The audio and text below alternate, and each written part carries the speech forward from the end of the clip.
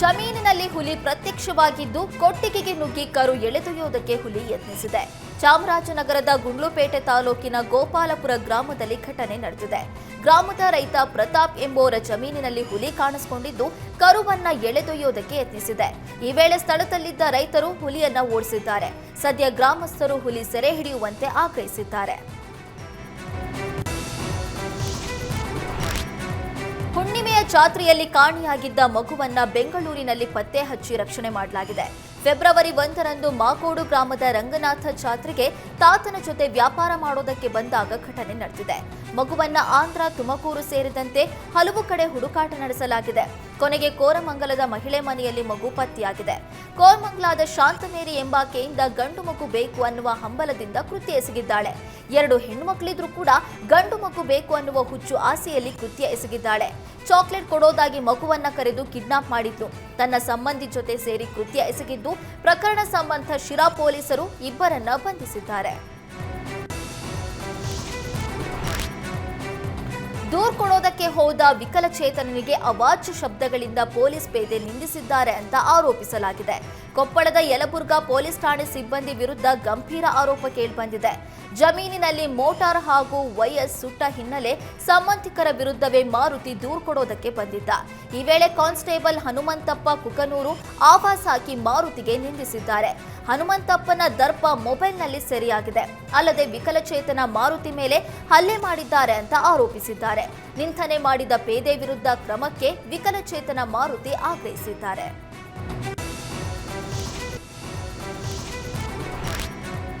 ಬೆಂಗಳೂರಿನ ಕೆಆರ್ಪುರದಲ್ಲಿ ಸಿಲಿಂಡರ್ ಸ್ಫೋಟವಾಗಿ ಇಬ್ಬರಿಗೆ ಗಂಭೀರ ಗಾಯವಾಗಿದೆ.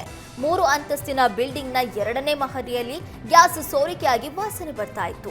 ಇದನ್ನ ಗಮನಿಸಿದ ಮನೆ ಮಾಲಕಿ ಪೂರ್ಣಿಮಾ, ಬಾಡಿಗೆದಾರ ವೆಂಕಟೇಶ್ ಗಮನಕ್ಕೆ ತಂದಿದ್ದಾರೆ. ಮಾಲೀಕರು ತಪಾಸಣೆ ವೇಳೆ ಲೈಟ್ ಆನ್ ಮಾಡ್ತಾ ಇದ್ದಂತೆ ಗ್ಯಾಸ್ ಸಿಲಿಂಡರ್ ಸ್ಫೋಟ ಆಗಿದೆ.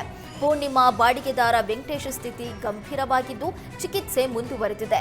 2 ಸಲ ಗ್ಯಾಸ್ ಸೋರಿಕೆ ವಾಸನೆ ಬಂದರೂ ಕೂಡ ಬಾಡಿಗೆದಾರ ನವೀನ್ ನಿರ್ಲಕ್ಷ್ಯ ವಹಿಸಿದ್ದ. ಬಾಡಿಗೆದಾರನ ನಿರ್ಲಕ್ಷ್ಯಕ್ಕೆ ಮಾಲೀಕರು ಮತ್ತು ಮತ್ತೋರ್ವ ಬಾಡಿಗೆದಾರನ ಜೀವಕ್ಕೆ ಕುತ್ತು ತಂದಿದೆ.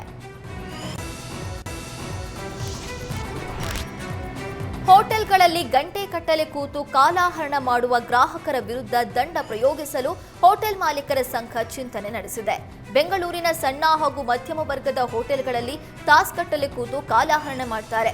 ಹೀಗಾಗಿ ಪಾರ್ಕಿಂಗ್ ಚಾರ್ಜ್ನಂತೆ ಟೇಬಲ್ ಚಾರ್ಜ್ ವಿಧಿಸುವುದಕ್ಕೆ ಚಿಂತನೆ ನಡೆಸಲಾಗಿದೆ. ಈ ಬಗ್ಗೆ ಶೀಘ್ರದಲ್ಲೇ ಸರ್ಕಾರಕ್ಕೆ ಪತ್ರ ಬರೆದು ಜಾರಿಗೆ ತರುವುದಕ್ಕೆ ಸಿದ್ಧತೆ ನಡೆಸಲಾಗಿದೆ. ಈ ಬಗ್ಗೆ ಹೋಟೆಲ್ ಮಾಲೀಕರ ಸಂಘದ ಅಧ್ಯಕ್ಷ ಪಿಸಿ ರಾವ್ ಪ್ರತಿಕ್ರಿಯೆ ನೀಡಿದ್ದಾರೆ. ಹೋಟೆಲ್ಗಳಲ್ಲಿ ಒಂದು ಟೀ ಕುಡಿದು ಗಂಟೆ ಕಟ್ಟಲೆ ಕೂತಿರ್ತಾರೆ.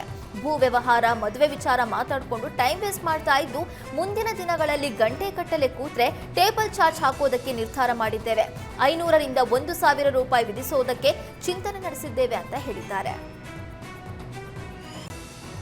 ಬೈಟ್ ಕಾಫಿ ಕುಡಿದುಕೊಂಡು 1 ಗಂಟೆಗಿಂತ ಹೆಚ್ಚಿಗೆ ಅವಧಿ ತಮ್ಮ ಭೂ ವ್ಯವಹಾರ, ಮದುವೆ ವ್ಯವಹಾರ, ಇನ್ನಿತರ ವಿಚಾರಗಳ ಬಗ್ಗೆ ಚರ್ಚೆ ಮಾಡುತ್ತಾ ಕೂತ್ಕೊಳ್ಳುತ್ತಾರೆ. ಇದರಿಂದ ಇತರ ಗ್ರಾಹಕರಿಗೆ ತೊಂದರೆ ಆಗ್ತಾ ಇದೆ. ಅದು ವಿಶೇಷವಾಗಿ ತುಂಬ ಟ್ರಾಫಿಕ್ ಇರುವ ಅಂದರೆ ಬ್ಯುಸಿ ಅವರ್ಸಲ್ಲಿ ಬಂದು ಕುಳಿತರೆ ನಮಗೂ ಕೂಡ ವ್ಯಾಪಾರಕ್ಕೆ ತೊಂದರೆ ಆಗುತ್ತದೆ. ಈ ಎಲ್ಲ ಕಾರಣಗಳಿಂದ ನಾವು ನಮ್ಮ ನೆಚ್ಚಿನ ಗ್ರಾಹಕರಲ್ಲಿ ಪ್ರಪ್ರಥಮವಾಗಿ ಮನವಿ ಮಾಡ್ತೇವೆ, ಆದಷ್ಟು ಬೇಗ ತಮ್ಮ ತಿಂಡಿ ತಿನಿಸುಗಳನ್ನು ತಿಂದು ಹೋಟೆಲಿನಲ್ಲಿ ಇತರ ಗ್ರಾಹಕರಿಗೆ ಅವಕಾಶ ಮಾಡಿಕೊಡಬೇಕು.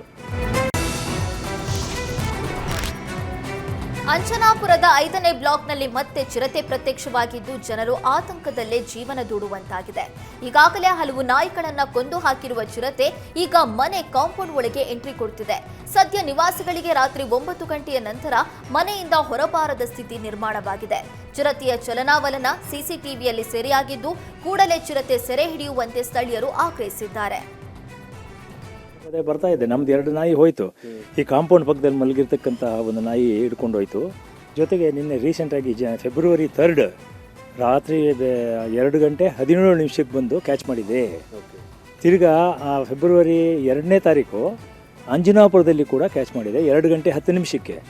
ಅದಕ್ಕೆ ಇನ್ನೊಂದು ನವಿಲು, it is A national bird, ಅದನ್ನು ಕೂಡ ಹಿಡಿದುಬಿಟ್ಟಿತ್ತು. ಯಾವಾಗ republic day Bacs day 25th ಸಾಯಂಕಾಲ 5:15 ಗಂಟೆಗೆ ಬಂದು ಕ್ಯಾಚ್ ಮಾಡಿ. ಶಾರ್ಟ್ ಸರ್ಕ್ಯೂಟ್ ಸರ್ಕ್ಯೂಟ್ನಿಂದ ಸ್ಟೇಷನರಿ ಅಂಗಡಿ ಬೆಂಕಿಗಾಹುತಿಯಾಗಿದೆ. ಮೈಸೂರಿನ ಹೆಜ್ರಿಕೋಟೆ ಪಟ್ಟಣದಲ್ಲಿ ಘಟನೆ ನಡೆದಿದೆ. ಲೋಕೇಶ್ ಎಂಬುವರಿಗೆ ಸೇರಿದ ಅಂಗಡಿಯಲ್ಲಿ ಅವಘಡ ಸಂಭವಿಸಿದ್ದು 18 ಲಕ್ಷ ಮೌಲ್ಯದ ಸ್ಟೇಷನರಿ ಜೆರಾಕ್ಸ್ ಯಂತ್ರ, ಪ್ರಿಂಟರ್ ಬೆಂಕಿಗಾಹುತಿಯಾಗಿದೆ. ಸ್ಥಳಕ್ಕೆ ಆಗಮಿಸಿದ ಅಗ್ನಿಶಾಮಕ ಸಿಬ್ಬಂದಿ ಬೆಂಕಿ ನಂದಿಸಿದ್ದಾರೆ. ಫುಟ್ಪಾತ್ನಲ್ಲಿ ವ್ಯಾಪಾರ ಮಾಡಿದ್ರೆ ದಂಡ ಹಾಕೋದಕ್ಕೆ ಬಯೋಕಾನ್ ಮುಖ್ಯಸ್ಥೆ ಕಿರಣ್ ಮಜುಮ್ದಾರ್ ಶಾ ಒತ್ತಾಯಿಸಿದ್ದಾರೆ. ಬ್ರೂಕ್ಫೀಲ್ಡ್ ಫುಟ್ಪಾತ್ ಅಲ್ಲಿ ಅಟಿಕೆ ಸಾಮಾನು ಮಾರಾಟ ಮಾಡ್ತಾ ಇದ್ದಂತ ಫೋಟೋವನ್ನ ಪೋಸ್ಟ್ ಮಾಡಿ ಆದಷ್ಟು ಬೇಗ ಜಿಬಿಎ ಕಾರ್ಯಪ್ರವೃತ್ತವಾಗುವಂತೆ ಆಗ್ರಹಿಸಿದ್ದಾರೆ. ಕಿರಣ್ ಪೋಸ್ಟ್ಗೆ ಸಾಮಾಜಿಕ ಜಾಲತಾಣದಲ್ಲಿ ನೆಟ್ಟಿಗರು ಬೆಂಬಲ ಸೂಚಿಸಿದ್ದಾರೆ.